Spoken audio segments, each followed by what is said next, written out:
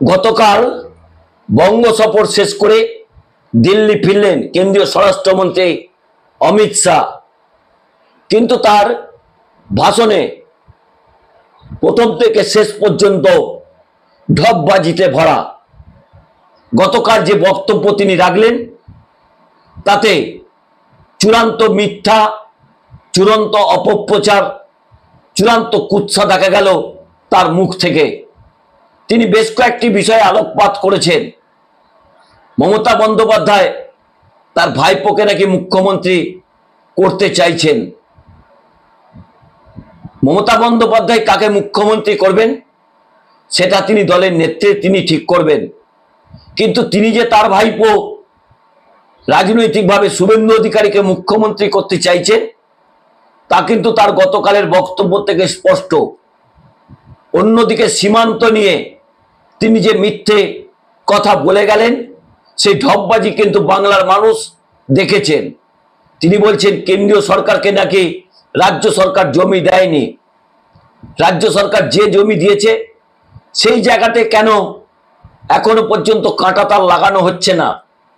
অন্যদিকে ত্রিপুরা এবং আসাম, সেখানে তো আপনার ভাই ভাইপোদের সরকার চলে, ডবল ইঞ্জিন সরকার, সেখানে কেন কাঁটাতার লাগাতে পারছেন না?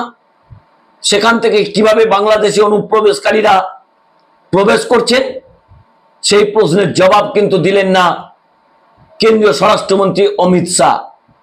অন্যদিকে অপারেশন সিন্দুর নিয়ে তিনি মমতা বন্দ্যোপাধ্যায়কে আক্রমণ করলেন। তিনি কি একবারও ভেবে দেখলেন না যে সন্ত্রাসবাদের বিরুদ্ধে কেন্দ্রীয় সরকারের যে প্রতিনিধি দল বিদেশে প্রচার করছেন তার একটি টিমে রয়েছেন তৃণমূল কংগ্রেসের সর্বভারতীয় সাধারণ সম্পাদক অভিষেক বন্দ্যোপাধ্যায়। তিনি যে ক্ষুরধার আক্রমণ পাকিস্তানকে করছেন, তারপরেও আপনার এই মিথ্যে ঢপবাজি বাংলার মানুষ কি মেনে নেবে? অন্যদিকে অপারেশন সিন্দুর এমনভাবে আপনি বক্তব্য রাখলেন মনে হচ্ছে যেন পাকিস্তান নয়, আপনি পশ্চিমবঙ্গের মুখ্যমন্ত্রী মমতা বন্দ্যোপাধ্যায়ের সঙ্গে যুদ্ধে নেমেছেন। আপনারা তার এক এক করে বক্তব্যগুলো শুনুন। क्यों भाई? बंगाल के मंडल पदाधिकारियों की आवाज को क्या हो गया है? बंगाल में भाजपा सरकार बनानी है या नहीं बनानी है? ऐसी आवाज नहीं चलेगी। मेरे साथ दोनों हाथ उठाइए, दोनों हाथ उठाइए।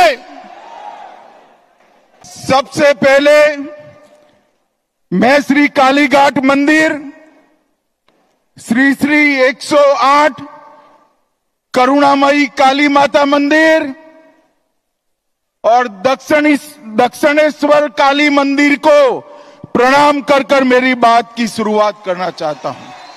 ऑपरेशन सिंदूर कर कर 100 किलोमीटर अंदर जाकर उनके हेडक्वार्टर को ध्वस्त कर दिया। सैकड़ों आतंकवादी मौत के घाट उतार दिए गए और दीदी के पेट में दर्द होता है। दीदी, इतना दर्द बंगाल का यात्री जब वहां मारे गए तब किया होता तो ठीक था। उस वक्त कुछ नहीं बोला और मोदी जी ऑपरेशन सिंदूर कर कर यहां आए तो एक घटिया सा राजनीतिक बयान देकर ऑपरेशन सिंदूर का विरोध किया।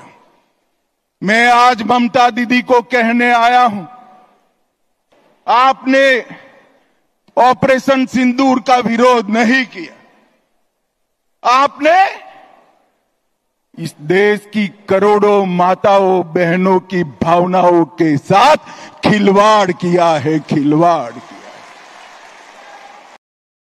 আপনারা অমিত শাহের বক্তব্যগুলো প্রথম থেকে শেষ পর্যন্ত কয়েকটি ভাগে শুনলেন। কি মনে হচ্ছে এত রাজনৈতিক দৈন্যতা নিয়ে 26-এ তারা নাকি ক্ষমতায় আসবেন? আগে দিলীপ ঘোষকে সামলান। দিলীপ ঘোষের পাশে যেভাবে কেন্দ্রীয় আরএসএস দাঁড়িয়েছে তাতে আগামী দিন আপনাদের কাছে অত্যন্ত দুশ্চিন্তার। অন্যদিকে 2026 সেপ্টেম্বর মাসেই প্রধানমন্ত্রী নরেন্দ্র মোদীর বয়স অতিক্রম করছে, তখন প্রধানমন্ত্রী কে হবে তার দিকে আপনারা লক্ষ্য রাখুন। অন্যদিকে সময় অতিক্রান্ত হয়েছে, জেপি নাড্ডার জায়গায় এখনো পর্যন্ত সভাপতি নির্বাচন পর্যন্ত আপনারা করতে পারেননি, 1 বছর অতিক্রান্ত। আর যে বঙ্গে আপনি প্রচার করলেন সেই বঙ্গেও দিলীপ ঘোষের পরে সুকান্ত মজুমদার সভাপতি হয়েছেন, তারও মেয়াদ শেষ হয়েছে। সেখানে নতুন সভাপতি আগে নির্বাচন করুন, কারণ আপনারা এখন আরএসএস আপনাদের কাছে রাজনৈতিক কাঁটা হয়ে গেছে।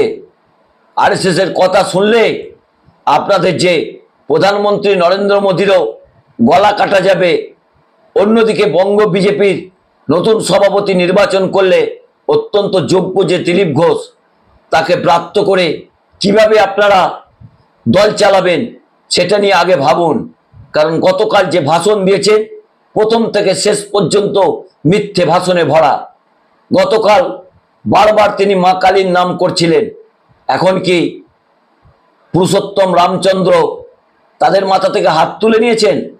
কারণ তার উপর যা যা পরীক্ষা নিরীক্ষা বঙ্গ বিজেপি এবং কেন্দ্রীয় বিজেপি করেছেন, তাতে তো শ্রীরামচন্দ্র নিশ্চয়ই রেগে গেছেন এই বিজেপি নেতাদের উপর, তাই তারা রাম ছেড়ে এখন মা কালীর দ্বারস্থ হয়েছেন। নমস্কার, আমি দেবজ্যোতি। আমার এই ছোট্ট পর্বটি ভালো লাগলে চ্যানেলটি সাবস্ক্রাইব করে বেল আইকনটি ক্লিক করে আমার পাশে থাকবেন।